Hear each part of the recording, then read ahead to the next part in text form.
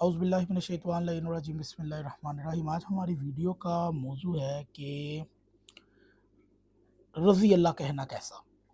ٹھیک ہے جی، کتاب ہمارے پاس ہے جی، شان معاویہ میں 72 روایات احادیث موضوعہ فی فضائل معاویہ، تالیف کاری ظہور احمد فیضی، مکتبہ باب العلم، لاہور، پاکستان کی چھاپ کے ساتھ۔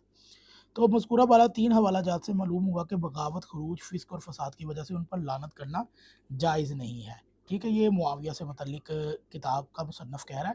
ہم نے قرآن سے فاسق اور بغاوت کرنے والے، اور اس کے علاوہ انہوں نے کیا تھا، فاسق تھا، ظالم تھا، ان سے متعلق قرآن نے لعن کے الفاظ اور اس کے علاوہ جو الفاظ بیان کیے وہ تالیف کرنے والے سے ہمارا سوال ہے کہ وہ اس کا جواب دے رہے۔ سورہ حجرات فاسق کے لیے، ولید ابن عقبہ والی سورہ ہود میں ظالم سے متعلق، اور لعنت اللہ علی الکاذبین، جھوٹوں پر اللہ کی لعنت۔ تو اب یہ کبیرہ گناہ کرنے والوں پر جو انہوں نے اوپر پچھلی ویڈیو میں ہم نے بیان کر دیا ہے، ہو سکے تو وہ ان کا جواب دے سکتے ہیں۔ سوال پیدا ہوتا ہے کہ ان باتوں کی وجہ سے ان پر لعن کرنا تو جائز نہیں، لیکن کیا یہ باتیں ان کی تعظیم وغیرہ کے معنی ہو سکتے ہیں؟ اس غرض سے کہ کچھ علماء اسلاف اس طرف گئے ہیں کہ ان کے نام کے ساتھ تعظیمی الفاظ استعمال کرنا درست نہیں۔ چنانچہ بعض علماء حدیث لکھتے ہیں کہ حضرت علی کے مقابلے میں جہاں امیر معاویہ کا تذکرہ ہو وہاں لفظ حضرت اور دعائیہ الفاظ کہنا درست نہیں۔ تو کیونکہ انہوں نے آخری خلیفہ راشد کے خلاف بغاوت کی ہے، لہٰذا ان کے غلط کار اور باغی سمجھنا چاہیے، اس سے آگے بڑھ کر ان کو برا بھلا کہنا درست نہیں، اس کو زبان کو روکنا چاہیے۔ حاشیہ فتاوی نظیریہ جلد نمبر 3 اور صفحہ نمبر 446۔ بعض ہمارے یعنی کہ لیکن ہمارے بعض علماء کرام نے اس بات کو جہالت قرار دیا ہے۔ چنانچہ مولانا امجد علی عظمہ لکھتے ہیں، یہ جو بعض جاہل کہتے ہیں کہ حضرت مولا علی علیہ کرم اللہ کریم کے ساتھ معاویہ کو یعنی کہ یہ رضی اللہ کا نام لیا جائے تو رضی اللہ نہ کہا جائے، محض باطل اور بے اثر ہے۔ علماء کرام نے صحابہ کے اسماء طیبہ کے ساتھ متعلق رضی اللہ کا کہنے کا حکم دیا ہے، اور یہ استثناء نئی شریعت گھڑنا ہے۔ تو بھائی خلیفہ راشد کے خلاف خروج کرنا کون سی نئی شریعت تھی؟ بہار شریعت کی جلد نمبر 1 ہے جی، صفحہ نمبر اول، صفحہ نمبر 257، مکتبہ المدینہ کراچی کی چھاپ۔ مولانا نذیر دہلوی نے تو مشروط بات لکھی تھی جیسے مولانا امجد علی نے جہالت قرار دیا، لیکن علامہ وحید الزمان نے کسی شرط کے بغیر مطلق ان کے نام کے ساتھ رضی اللہ کہنا ناپسندیدہ کہا ہے۔ چنانچہ وہ لکھتے ہیں، صحابہ کرام کے لیے رضی اللہ عنہم کہنا مستحب ہے، ما سوائے ابو سفیان، معاویہ، عمرو عاص، مغیرہ بن شعبہ اور سمرہ بن جندب کے۔ اگر میں ان کو کہوں کیا کہتے ہیں جی، یہ جو مولانا علامہ وحید الزمان ہے تو اس کے اندر تھوڑا سا اشد سے کیسے کندی کو بھی ڈال لیں، اور بصر ابن ارتا کو بھی ڈال لیں، اور بھی کافی نام ہیں، بس یہ ان 3-4 کو تو ڈالنے کا کیا فائدہ۔ ان 5 سے سکوت کو مستحب ہے، ان کا معاملہ اللہ کے سپرد ہے، ان کو برا کہا جائے نہ ہی ان کی تعریف کی جائے۔ کنز الحقائق۔ اصولی طور پر ان علماء میں سے علامہ وحید الزمان کی بات میں زیادہ وزن ہے، کیونکہ وہ وصف اور شرف انسان کی تعظیم کا سبب ہو، اگر انسان خود اس شرف کو قائم نہ رکھ سکے تو اس کی تعظیم قائم نہیں رہتی۔ اس کی مثال واضح یہ ہے کہ اگر کوئی عالم دین اپنے مقام و مرتبہ کا خیال نہیں رکھتا تو وہ عند الناس معظم رہتا ہے، اور نہ ہی عند اللہ۔ صحابیت بھی اس قسم ایک کسی کی چیز ہے، اور وہ ایسا جز لنیک نہیں کہ انسان سے جدا ہو کر ممکن نہ ہو۔ آخر بہت سے صحابہ مرتد تو ہو گئے تھے، فی جملہ یہاں پر آپ پڑھ سکتے ہیں جی، شیعوں کا عقیدہ نہیں ہے، تالیف کرنے والے اہل سنت خود کہہ رہے ہیں، ویسے تو ان کو بھی پتہ ہونا چاہیے۔ فی الجملہ یہ کہ لوگ دیدار نبوی اور صحبت نبوی کے شرف کو قائم نہ رکھ سکے اور نبی کریم کے بعد مستقیم نہ رہے، تو علماء کرام نہ صرف یہ کہ ان کے تعظیم سے دستبردار ہو کے بلکہ انہیں برا بھی کہا۔ مثلا امام دارقطنی نے بصر ابن ارتا، میں نے ابھی نام ہی لیا تھا اور اس کا آ گیا، صحابی کے ان مظالم کی وجہ سے جو اس نے اپنے بادشاہ معاویہ کے حکم سے ڈھائے۔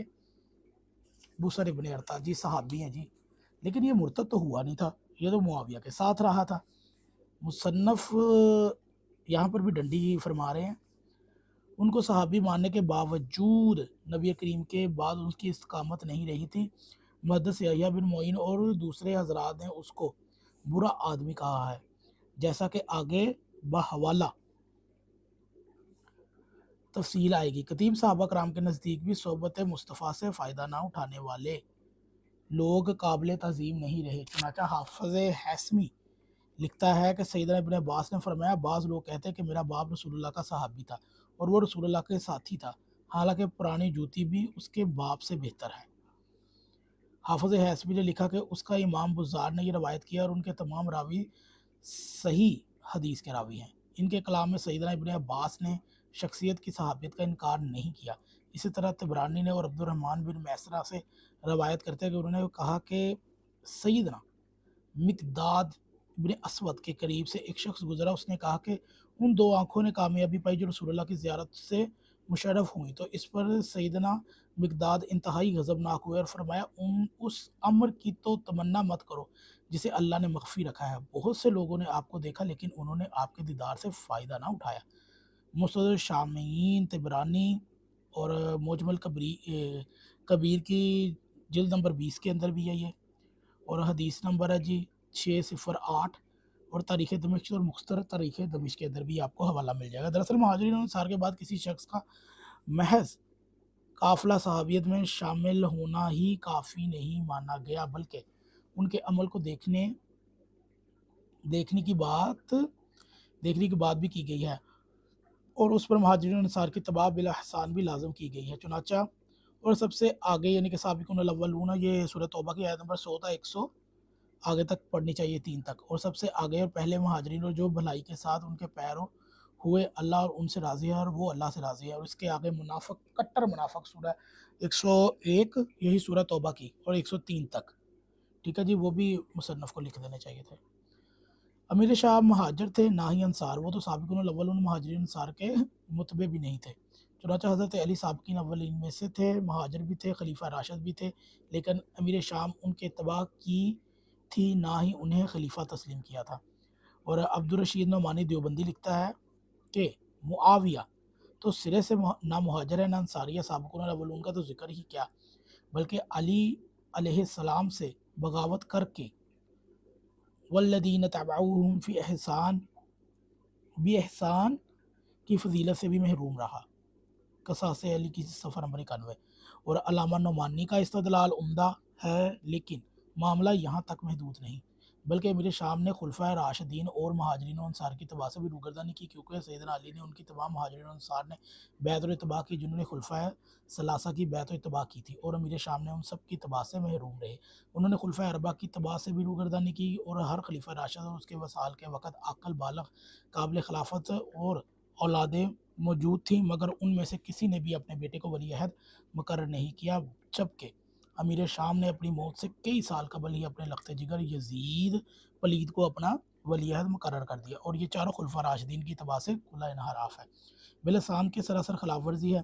سو جب وہ تمام مہاجرین انصار اور چاروں خلفاء راشدین کی اتباع سے محروم رہے، تو پھر مولانا وحید الزمان کے موقف قرآن و سنت کی روشنی میں صحیح ثابت ہوا کہ رضی اللہ کے مستحق نہیں ہے۔ اس کے بعد علامہ نذیر دہلوی کیا لکھتا ہے کہ اس قول کے میں وزن معلوم ہوتا ہے، واضح ہے کہ سورہ توبہ کی مذکورہ بالا آیات میں رضاعت الہی کے لیے مہاجرین و انصار کی اتباع بالاحسان شرط ہے اور جزء شرائط کے بغیر نہیں ہوتی۔